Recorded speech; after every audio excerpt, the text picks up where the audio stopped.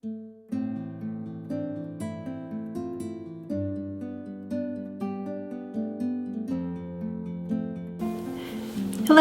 welcome to Talking Tuesday. My name is Jesica. I am a part-time employee clerk at the Octavia Fallon Public Library, and we are talking today about coyote stories. My heritage is Navajo, or the Dene, as I like to refer to it, and allow me to introduce myself in Navajo. She Jesica Adakai Inishia, Nanish Chini Nishne.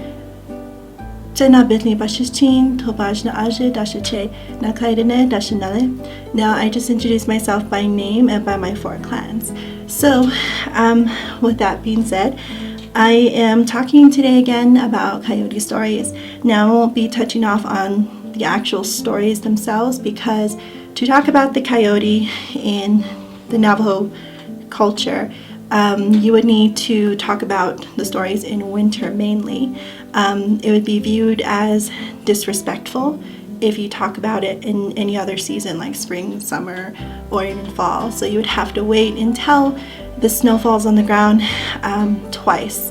Now in old times, they didn't have watches or a phone to talk about the time, or they didn't have a calendar to see what kind of days there were. So they always thought about it as the seasons changing. When the snow falls upon the ground, then it's usually time to bring out the coyote stories, which actually leads into a game called a shoe game. Now I'm not going to talk about that for this Talking Tuesday, just about coyote stories. So I have with me today some books that are available here at the Octavia Fallon Public Library that you can check out yourself if you are interested more in the coyote and their stories for the duration of the winter. So the coyote is viewed as mainly a trickster. He will play tricks on you. Most people think it's for bad. Well, a lot of people think it's for bad. But sometimes, out of bad teaches you a lesson, and then you turn it into something good. So most of the stories that are talked about in Navajo, they're very out there, but they do have meaning. They do have a lesson in them. Now, I do want to bring out a first book. Like I said, I'm not going to touch off on the actual stories. I'm just going to bring out some books that, if you're interested in them, you can actually check them out for yourself. This one's called Coyote and the Turtle Dreams. So this is a collection of stories about, meanings that you can get from this is about like the ecosystem, healthy food choices. Now, a lot of the stories about the coyote is about eating, going hungry. Don't be stubborn, don't be lazy. This is one of the books that can touch off on that. Another book I have, this is actually a graphic novel, or it is almost like a cartoon. So this is a collection of stories called The Trickster. This is Native American Tales, a graphic collection, but this is many authors or artists that came together and they had told stories in their own artistic perspective.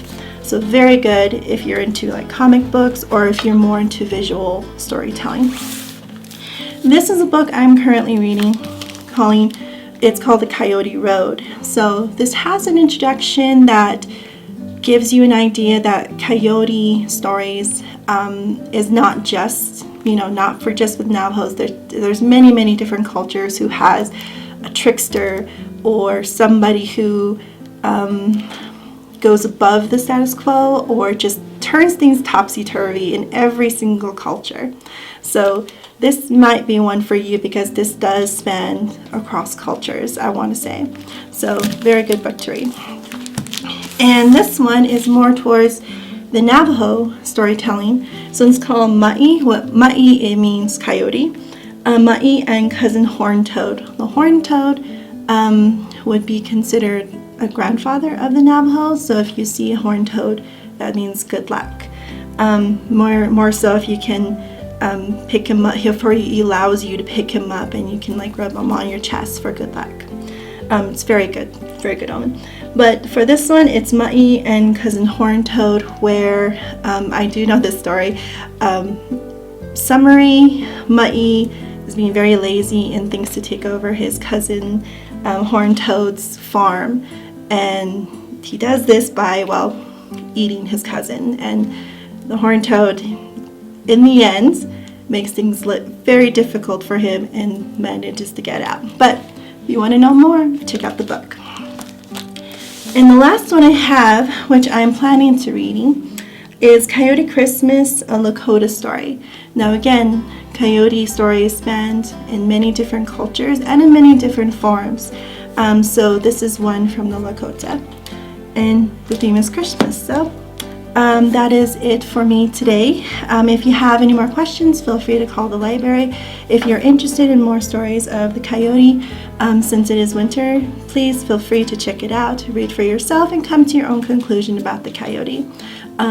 Thank you so much for joining us today on Talking Tuesday. Have a great day. Thank you.